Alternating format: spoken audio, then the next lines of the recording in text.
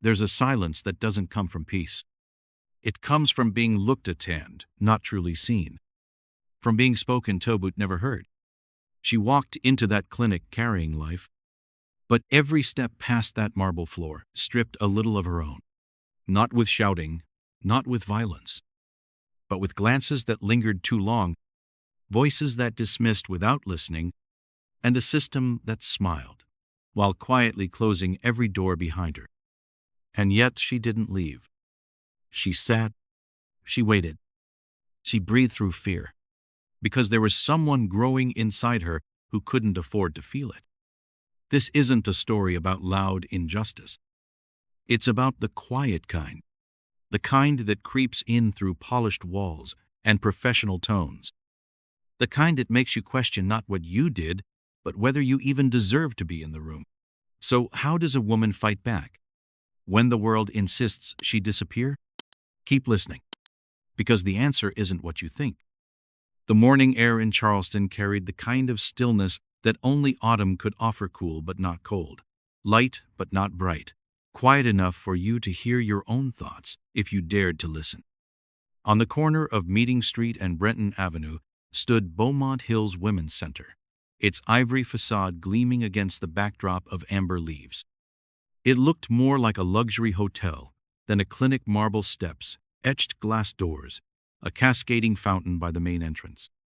Inside, the silence was curated. Polished wood floors, fresh hydrangeas changed out daily, smooth jazz humming from unseen speakers. Every detail said, "We take care of our kind." Monica Ellison stood just beyond the fountain, her breath slow, hands gently folded beneath her belly. 6 months pregnant, carrying her first child with the kind of steady elegance that made strangers glance, then look again. Her dress was soft gray cotton, simple and clean, her tote bag worn but intact. Around her neck hung a gold sun pendant, faded at the edges, but polished every morning as if the ritual itself held her together. She checked her phone. 9:48 a.m. The appointment wasn't until 10:15, but she always arrived early. Jerome said it helped settle her nerves, and maybe he was right. Still, something about today made her hold her breath a little longer than usual.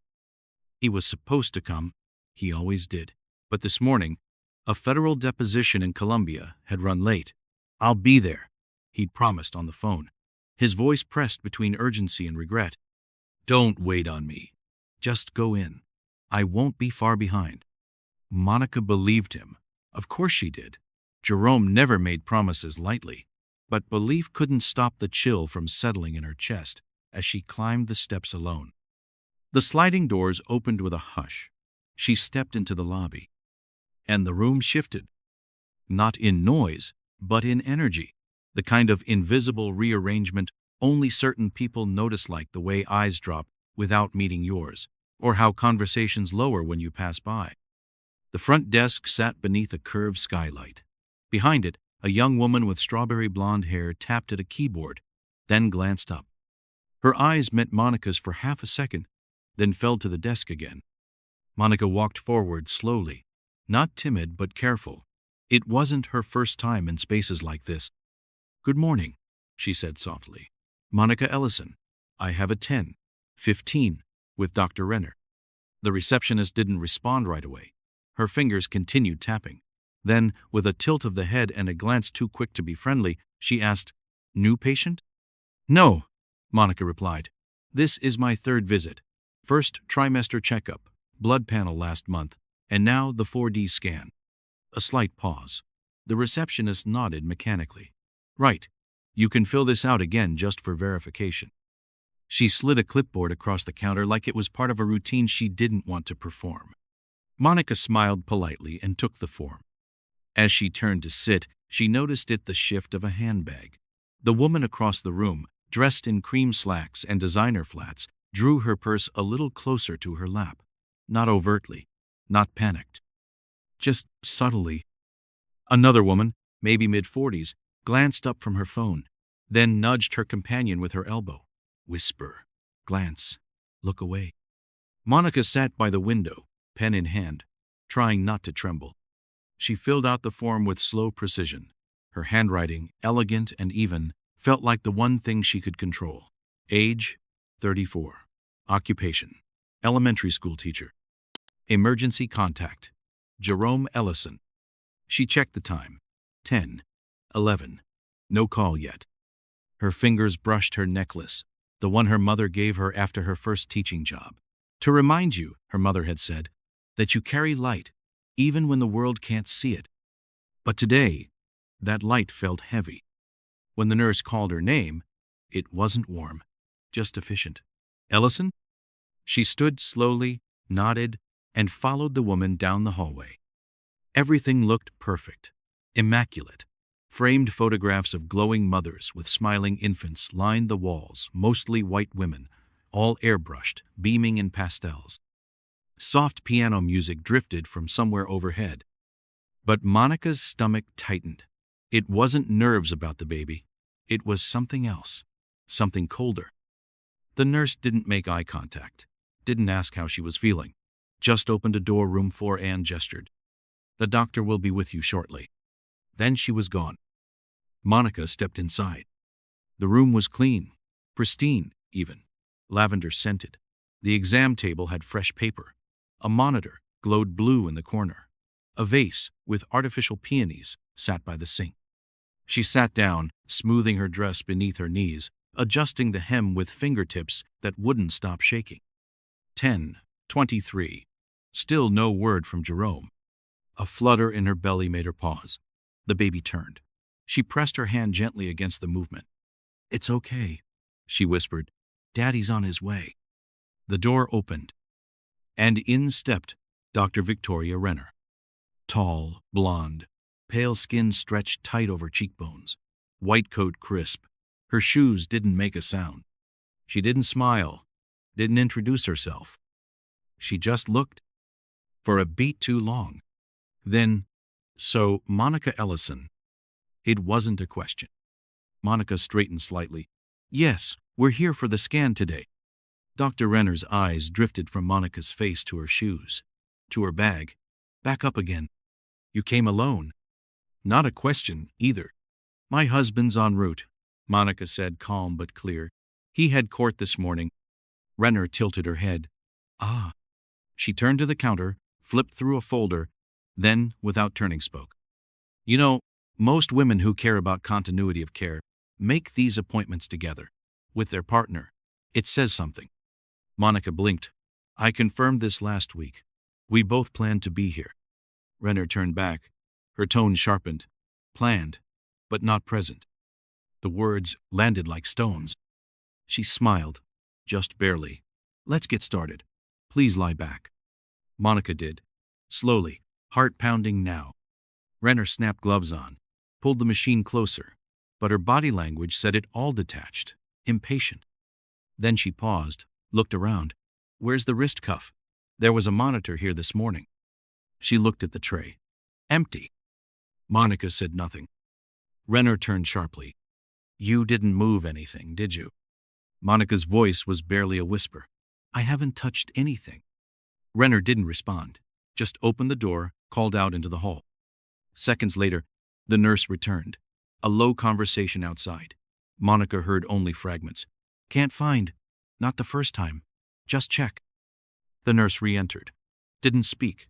Didn't explain. Then, a second later, security was called. And Monica, 6 months pregnant, shaking on an exam table, alone in a room that cost more to decorate than she made in 3 months, realized something. They didn't just doubt her. They didn't see her. They didn't hear her. They saw an assumption. And that assumption had a name: guilty. Monica sat frozen on the exam table, the ultrasound gel still cold on her skin, her dress clinging to the small of her back. The soft lavender scent that once felt calming now turned synthetic and sharp, like a cover-up for something rotting beneath the surface. The door clicked shut. The nurse hadn't made eye contact when she left, and Dr. Renner didn't return. Instead, 2 men entered. Security. One older gray around the temples, clipboard in hand. The other younger, stockier, arms folded tight across his chest, as if that alone made him immune to questions. "Miss Ellison?" the older one asked, voice flat, practiced. "We need to speak with you downstairs." Monica looked between them. Her hand instinctively went to her belly. "I haven't done anything," she said, her voice still composed but quieter now, like she wasn't sure if words would even matter. "We've had a report of a missing piece of equipment," the younger one added. "You were the last person in the room." "I didn't touch anything," she said. "The nurse can confirm that." The older man glanced down at his clipboard, as if reading off a script. "We're not accusing you. We just need to clear things up. Come with us, please." Monica looked toward the door. Still no Jerome. Still no safety. She slid off the table slowly, smoothing her dress with trembling hands. Her steps were small, hesitant. The security guards didn't offer assistance. They didn't even wait for her to catch up. They simply walked. Down the hallway, past the portraits of glowing mothers, past the quiet conversations and warm, coffee-scented waiting rooms, into the back corridor the one patients didn't see, the one with exposed pipes and scuffed tile floors, the one that made you feel like you didn't belong above ground. She tried one more time. "I'd like to call my husband," she said gently. "He's on his way. He's a civil rights attorney. He'll want to know where I am." "You can call him once we're finished," the older guard replied. The younger one didn't even look back. "Won't take long." They reached a metal door with a key card lock. No windows. No label. Inside was a room the size of a janitor's closet. One desk. One chair plastic, bolted to the floor. A file cabinet in the corner. A buzzing fluorescent light that flickered every third second, as if even the building itself disapproved of what was happening here.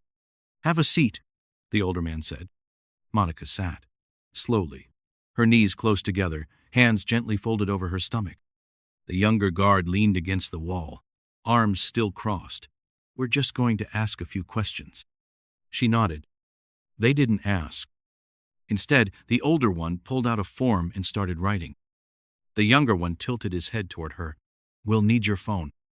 Monica blinked. "What?" "Your phone," he repeated. "Standard procedure. You can have it back once we're done." She hesitated, then reached into her bag with slow, deliberate motion and handed it over. He turned it off before placing it into a drawer with a hard thunk. Her body tensed at the sound. It echoed longer than it should have. She looked down at her hands. They were still trembling. Not from guilt, but from the silence. She had walked into this building with calm, with order, with belief in the system. And in just under an hour, she'd been stripped of all three. The questions never came. There were no interviews, no search of her belongings, no examination of the room, just time. Time to sit, time to feel, time to be reminded that power doesn't always shout. Sometimes it just waits and watches and smothers. Minutes crawled by. The younger guard chewed gum, each snap loud and deliberate. The older one scribbled notes on a clipboard without speaking. No one explained the accusation. No one asked for her side. No one acknowledged that she was pregnant and alone and terrified. It wasn't that they were cruel. It was worse. They were indifferent. And indifference is its own form of violence. Her chest tightened. She looked at the camera in the corner, only to realize there wasn't one. Just a red light that didn't blink. Just a plastic dome that might have been a smoke detector. The silence became physical. It pressed against her skin, slid down her spine, curled around her legs. The baby shifted again. Monica whispered, "It's okay, baby," under her breath. But it wasn't. She closed her eyes and tried to imagine Jerome. What he was doing. If he was calling. If he was walking through the lobby right now, asking questions, being stalled. If the same receptionist who hadn't looked up for her was now stumbling over her words, saying, "I'm not sure what happened, sir." She imagined Jerome's face, his calm fury, the way his jaw tightened when he was calculating, the way he stood taller when others tried to make him feel small. She took a breath, deep and slow. and remembered the last thing he said to her that morning. Don't let them make you shrink. But here she was, shrinking. Not in volume, in visibility. She wasn't a patient anymore. She wasn't a teacher. She wasn't even a woman about to become a mother. She was a threat, a problem, an incident waiting to be resolved. The younger guard finally spoke again. This won't go in any file or anything, he said, almost casually, unless there's something we find. What are you trying to find? She asked softly. Neither man answered. Her voice wavered, but it didn't break. Do you always treat pregnant women this way? The older one hesitated. We're just doing our job. Your job, she echoed, is to protect people, not punish them for walking through the wrong door with the wrong skin. The younger one scoffed. Here we go. But the room went quiet again. And this time, it was their silence that felt heavier. Because deep down, they knew. This wasn't about a missing device. This was about presence. The kind of presence that challenged assumptions. That made people uncomfortable. That wasn't supposed to belong in rooms like these. Monica sat straighter in her chair. Her heart was pounding. Her baby was moving. Her hands were steady now. Because somewhere between the accusation and the absence of empathy, something inside her had changed. She had come in to see her baby. Instead, she had seen the system for what it really was. And once you see it, you can't unsee it. The door stayed closed. The clock ticked. And in that silence, she decided she would not disappear. The elevator doors slid open with a low, mechanical sigh, and Jerome Ellison stepped into the lobby of Beaumont Hills Women's Center like a storm walking on glass. He wore a navy suit, tailored sharp at the shoulders, no tie, just a crisp white shirt, a silver tie pin left in the car on purpose. His Department of Justice badge rested in a leather holder clipped to his belt, visible but silent, like a holstered weapon not meant to be drawn unless necessary. His presence, though, needed no introduction. He didn't speak right away. He scanned the room not out of paranoia, but precision. His eyes moved across the marble floor, past the front desk, past the immaculate flower arrangements, and into every corner where systems love to hide behind smiles. Then he stepped forward. The receptionist, still the same young woman from earlier, looked up, and for a fraction of a second, she seemed almost relieved someone respectable had arrived. But her relief faded fast the moment Jerome opened his mouth. I'm looking for Monica Ellison, he said, calm, even, every word crisp and deliberate. She had a 10:15 appointment. She hasn't responded to my calls in the last 40 minutes. The woman blinked. Sir, I think one moment. I think there may have been a situation. Jerome's expression didn't change. Define situation. She swallowed. Dr. Renner said something was missing from the room. She believed. The sentence dissolved under his gaze. He leaned forward just enough to narrow the space between them. Not threatening, just undeniable. She believed my pregnant wife took it? A beat of silence. I'll need to see her. Now. The woman flinched. Security has her downstairs. Downstairs, he repeated, like the word itself was filth. She nodded. He said nothing more. He turned and walked toward the staff elevator. No one stopped him. He rode down to the subfloor. The hallway was colder there, less polished. No artwork, no music, just linoleum tile and the hum of fluorescent lights. He reached a steel door at the end of the corridor, unmarked. From behind it, he heard nothing. And that silence, that told him everything. He opened the door. Inside, Monica sat upright in a plastic chair bolted to the floor. Her hands rested over her belly. Her eyes wide, haunted snapped toward him the moment the door creaked. She didn't speak at first. She didn't have to. Her face cracked open in the kind of expression only two people bound by something deeper than vows can share. Relief and rage and grief. Jerome didn't rush to her. He walked, measured, intentional. He reached her side and gently placed a hand on her shoulder. You're okay, he said softly. I'm here. The two guards in the room, both white, both suddenly straightening, stood silent. Jerome turned to them. His tone remained even, but his words were steel. Explain to me, in full detail, why a pregnant woman was detained without access to legal counsel, communication, or due process. The older guard opened his mouth. We had a report. From a doctor, Jerome interrupted, who made a baseless accusation based on nothing but assumption and bias. That's not what happened. Then show me the footage, Jerome said, stepping forward. Every camera, every angle, from the waiting room to exam room 4A. Now. The younger guard looked at the older one, clearly unsettled. Jerome reached into his jacket and pulled out his badge. He didn't wave it. He didn't flash it. He let it sit, steady in his palm. Jerome Ellison, Deputy Director, Office of Civil Rights Enforcement. The room went quiet again. Then, slowly, the older man turned and walked to the wall panel, typing in a code with fingers that now trembled. The monitor on the wall flickered. First, the lobby feed. Monica entering, sitting, filling out paperwork. Then, her being led down the hall. Then, room 4A.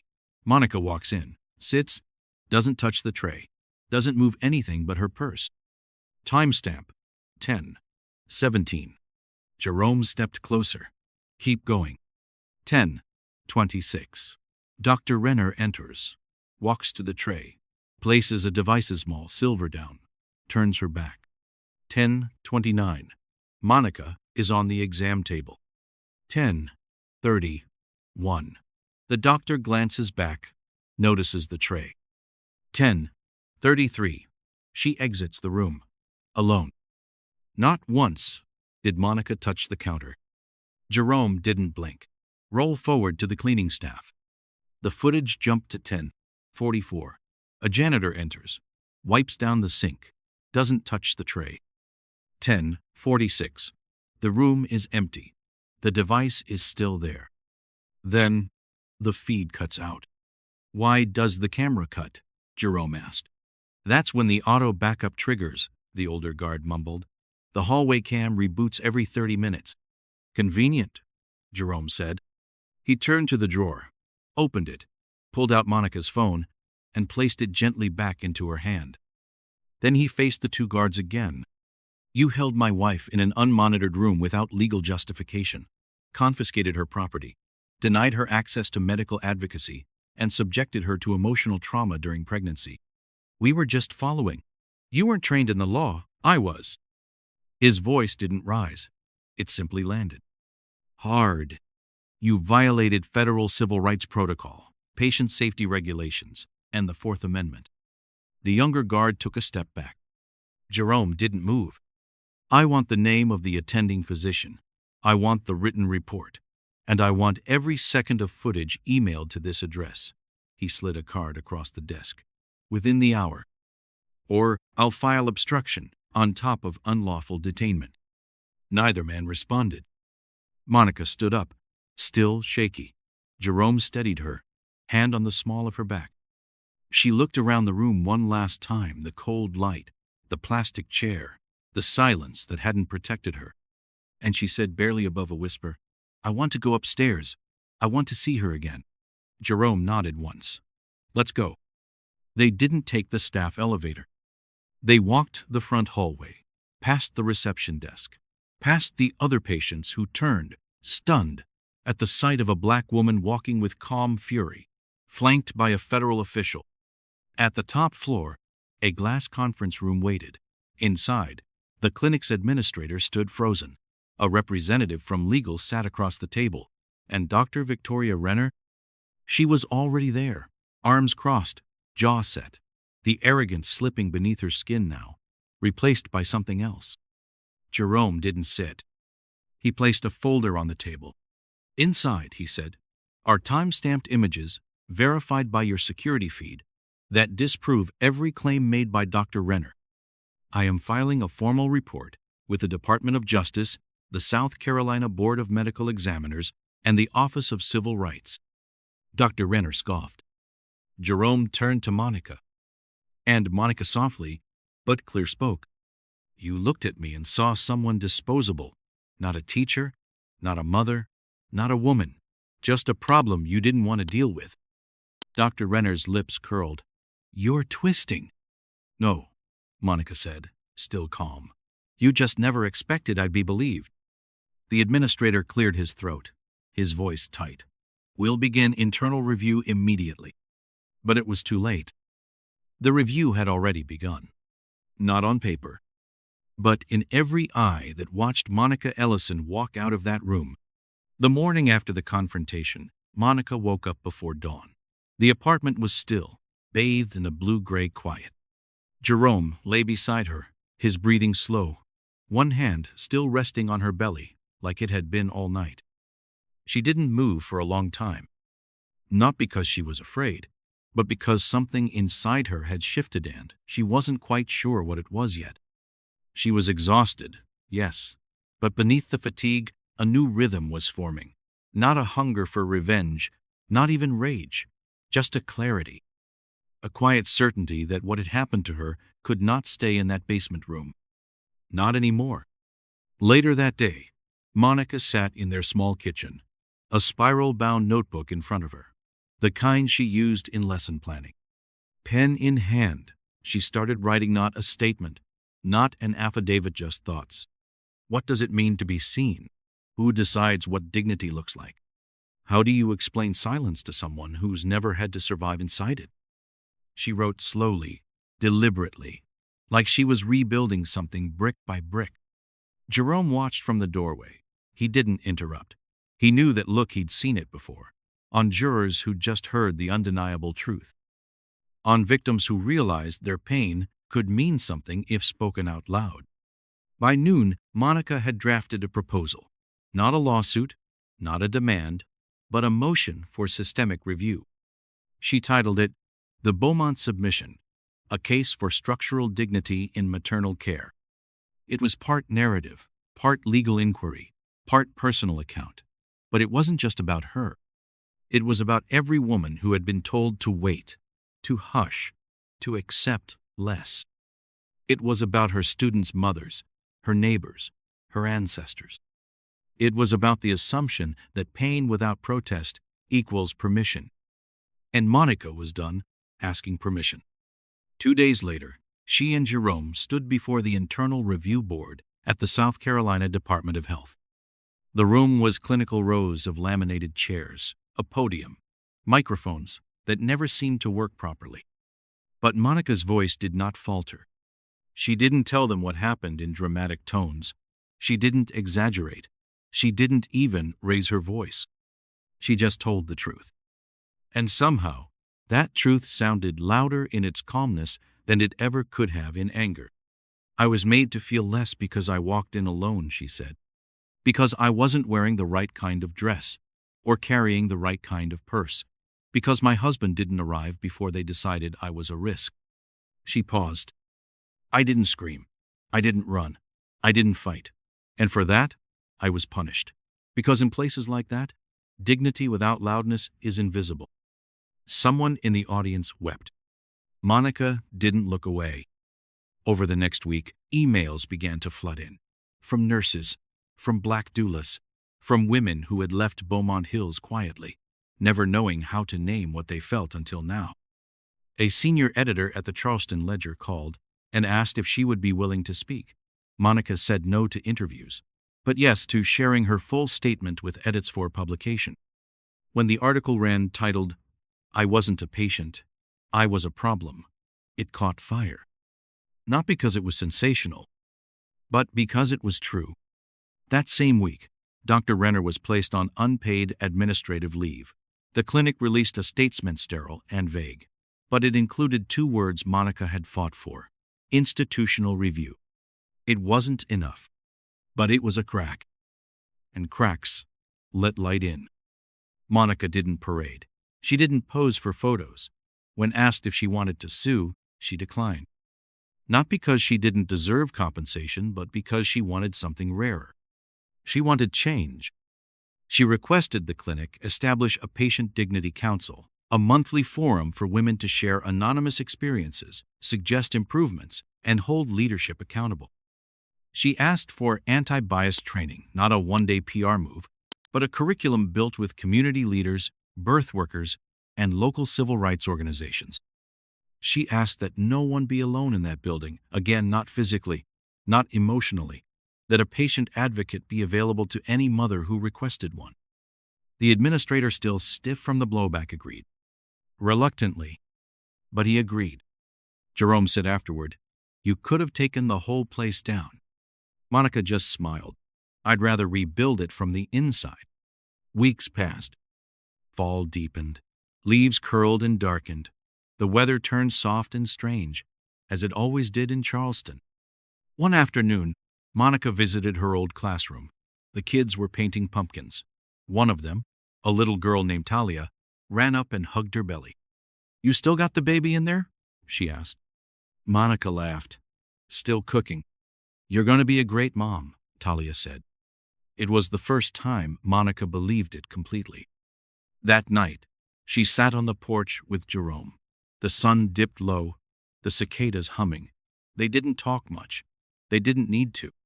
But before they went inside, Monica said softly, "I think I want to name her Lena." Jerome nodded. "After your mother?" Monica smiled. After every woman who kept her head up when the room told her to bow it. They stayed a while longer. Not because they had to, but because it felt good to be still, to be quiet and know that this time, the silence belonged to them. 6 months later, Charleston woke to a morning draped in gold. It was late March, the kind of morning where the air feels washed clean, like the sky itself has been waiting for a second chance. The dogwoods had started blooming again, and the sidewalks around Meeting Street shimmered with soft shadows and fresh light. Outside Beaumont Hills Women's Center, a crowd had gathered. Quiet, intentional, not a protest, not a press conference, something else. A moment. A ceremony. At the far end of the entrance walkway, a new plaque had been installed on the red brick wall. The lettering wasn't grand. It was simple, but engraved deep enough to last. The Lena Room, a space for every woman who walks in alone. Monica stood beside the plaque, a sleeping newborn nestled in a wrap across her chest. Her hands cradled the bundle gently, like she was holding both the present and the promise of something more. Her daughter's name was Lena Grace Ellison. Not just in memory of her late mother, but in honor of every woman who had once entered a room and felt the invisible weight of being underestimated. Lena slept soundly. She had no idea what her name had already changed. The Lena Room itself wasn't large, just 2 rooms, newly renovated. Soft blue walls, framed art from local Black artists, shelves lined with books on maternal care, trauma healing, and Black womanhood, a small fridge with snacks, a couch, a table where you could write something if you didn't want to speak. Most importantly, it came with a human being. A real, trained advocate, someone who would sit beside you during appointments if you asked, someone who would see you when the rest of the room pretended not to. No one was forced to use it, but it was always there. And presence, Monica knew now, was a form of power. Inside the clinic, administrators had changed too. The patient intake process had been redesigned. Medical staff were undergoing extended training developed in partnership with local equity organizations. It wasn't perfect, but it wasn't what it used to be. And that mattered. Monica didn't speak long at the dedication. Just a few words. No microphone, no press release. She didn't need a podium. She just stood, her voice quiet but clear, the way it had always been. "I didn't create this room because I wanted recognition," she said. "I created it because I know what it means to sit in a space that was never built for you, and to feel like maybe, just maybe, you were wrong for even showing up." She paused, looked down at her daughter. "I want my child to live in a world where dignity isn't earned by silence. It's a given. I want her to know that when something is broken, you don't always need to burn it down. Sometimes, you just open a door that was never there before." There was no applause. Just stillness. A good kind of stillness. The kind that lingers when people realize they've witnessed something they'll carry with them for a long time. Later that day, a woman named Erica stepped into the Lena room. She was 26, 4 months pregnant, and alone. Her boyfriend had just left, and her family was hours away in Savannah. She debated even coming to the appointment. But when the nurse offered her the option of an advocate, she blinked then nodded. She didn't know Monica's full story.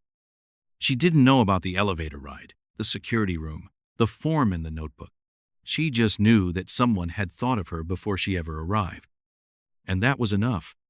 She sat down in the Lena room, exhaled, and for the first time that day, felt her shoulders fall away from her ears. At home that evening, Monica rocked Lena to sleep in a chair by the window. The twilight was soft, shadows curling across the floor like pages turning in slow motion. Jerome sat nearby, a law journal open but unread in his lap. He looked at Monica. "She'll never know what you protected her from," he said quietly. Monica smiled. "She doesn't need to." She leaned down, brushed her lips gently against Lena's forehead. "I didn't build that room for her to carry my pain. I built it so she wouldn't have to." Outside, the wind moved through the trees.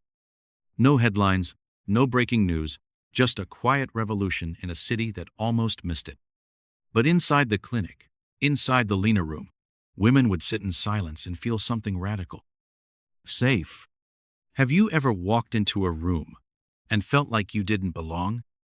Not because of what you said or what you did, but simply because of who you are? Monica didn't raise her voice. She didn't storm out. She stood still. And because of that, the ground beneath her had to shift. Her story reminds us that sometimes quiet strength is louder than outrage. That dignity doesn't come from permission, it comes from within. And that healing doesn't always mean forgetting. Sometimes it means building something better, so no one has to carry what you did.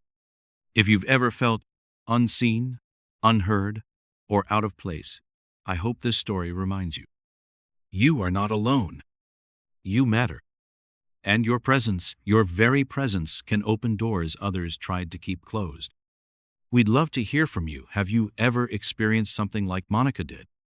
Drop your thoughts in the comments, share your truth, and if this story touched you, please consider sharing it with someone who needs to hear it.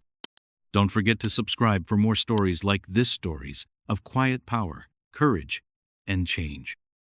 And remember, she didn't build that room for her pain, she built it so no one else would have to carry it. We'll see you in the next one.